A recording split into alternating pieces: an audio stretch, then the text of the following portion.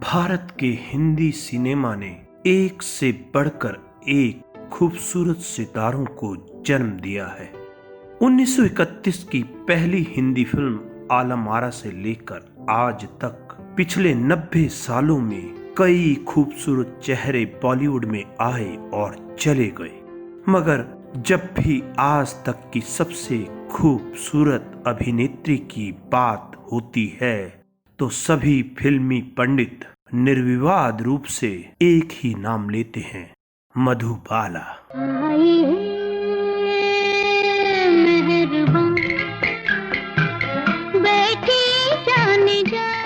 आश्चर्य है कि 1969 में अपनी मृत्यु के बाद भी मधुबाला आज तक हिंदी सिनेमा की सबसे सुंदर अभिनेत्री मानी जाती है। मधुबाला का जन्म 14 फरवरी 1933 में दिल्ली में हुआ था।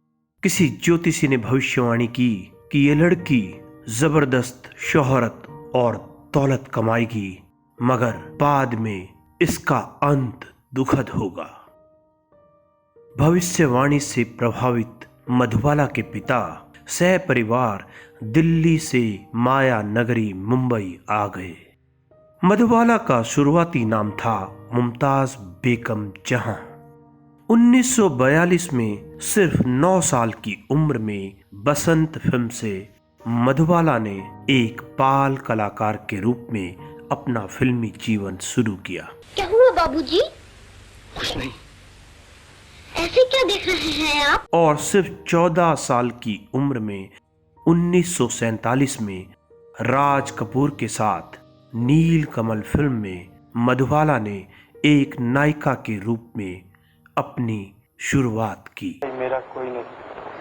तो फिर बापू इसका कोई नहीं। बापू, हम इसे अपने झोपड़े में ले चले। इस फिल्म के साथ ही मधुबाला की सुंदरता के चर्चे होने लगे। 1949 में आई फिल्म महल ने कामयाबी के झंडे गाड़ दिए और मधुबाला बड़ी स्टार बन गई। उसके बाद हावड़ा ब्रिज, काला पानी, फागुन जैसी फिल्मों से मधुबाला की कीर्ति और बढ़ती गई। मुगले आजम की अनारकली को भला कौन भूल सकता है।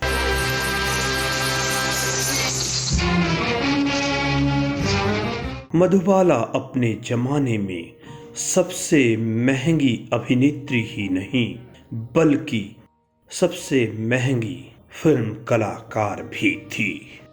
मधुबाला की कामयाबी का आलम यह था कि जब उस वक्त के 3 सबसे बड़े हीरो त्रिमूर्ति दिलीप कुमार, देव आनंद और राज कपूर किसी एक फिल्म के 70,000 से अधिक चार्ज नहीं करते थे, तब मधुबाला एक फिल्म की फीस 1 लाख रुपए लेती थी।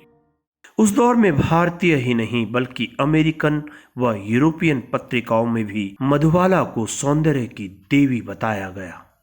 हॉलीवुड के कई मशहूर अभिनेता भी उस दौर में मुंबई आते तो मधुबाला से मिलने की ख्वाहिश जताते। मशहूर हॉलीवुड एक्टर ग्रेगरी पेक ने तो एक बार मुंबई में मधुबाला से मिलकर साथ डिनर करने की इच्छा जाहिर की थी और मधुबाला ने भी उन्हें निराश नहीं किया।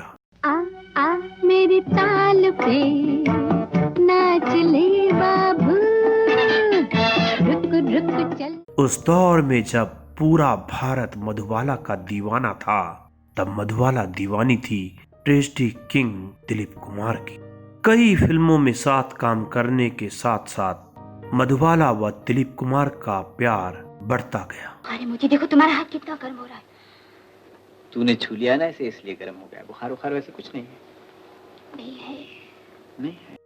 मुगले आजम के साथ इस प्यार की शुरुआत हुई और कई और फिल्मों में साथ काम करते करते उनका प्यार गहराता गया, मगर मधुबाला के पिता अयातुल्ला खान को ये रिश्ता पसंद नहीं था।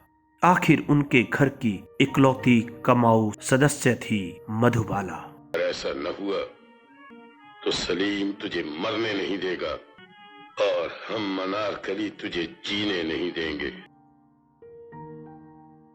उसी दौर में B.R. चोपड़ा ने मधुबाला को फिल्म नया दौर के लिए साइन किया। कुछ दिन फिल्म की शूटिंग मुंबई में होने के बाद जब बात आउटडोर शूटिंग की आई तो मधुबाला के पिता ने मधुबाला को मुंबई से बाहर शूटिंग में भेजने के लिए मना कर दिया। चूंकि फिल्म की ज्यादा शूटिंग मुंबई से बाहर ही होनी थी, इसीलिए मजबूर होकर पीआर चोपड़ा ने मधुबाला की जगह वैजयंती माला को साइन कर लिया और मधुबाला के पिता से साइनिंग अमाउंट का एडवांस वापस मांगा। मधुबाला के पिता ने एडवांस वापस करने से मना कर दिया और मामला कोर्ट में जा पहुंचा। कोर्ट में आश्चर्यजनक रूप से दिलीप कुमार ने बीआर चोपड़ा के पक्ष में गवाही दी। नतीजा, मधुबाला और दिलीप कुमार के रिश्ते खत्म हो गए। मुगले आजम की शूटिंग के आखिरी दिनों में मधुबाला व दिलीप कुमार की बातचीत तक बंद हो चुकी थी।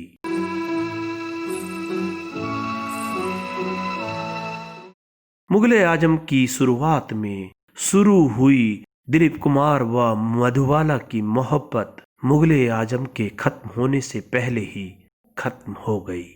कनीज तो कब की मर चुकी।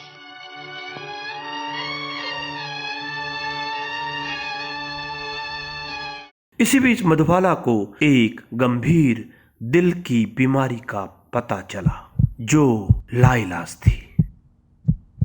आखिरी वक्त में किशोर कुमार ने मधुबाला को शादी के लिए प्रपोज किया। मधुबाला और किशोर कुमार कई फिल्मों में साथ काम कर चुके थे, जिनमें चलती का नाम गाड़ी और झुमरू जैसी फिल्में सुपरहिट भी हो चुकी थी। तुम तो मचल गए यूं ही फिसल गए आ। मधुबाला कुंवारी नहीं मरना चाहती थी, तो आखिर उन्होंने किशोर कुमार के साथ विवाह कर लिया।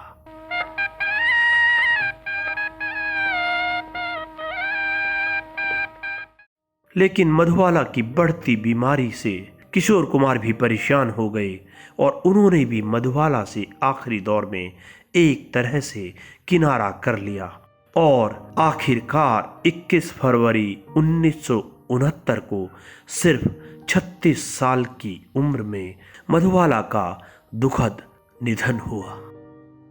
मधुबाला तो इस दुनिया से चली गई, मगर आज तक बॉलीवुड की सबसे खूबसूरत हीरोइन का तमगा कोई और उनसे छीन नहीं पाया है।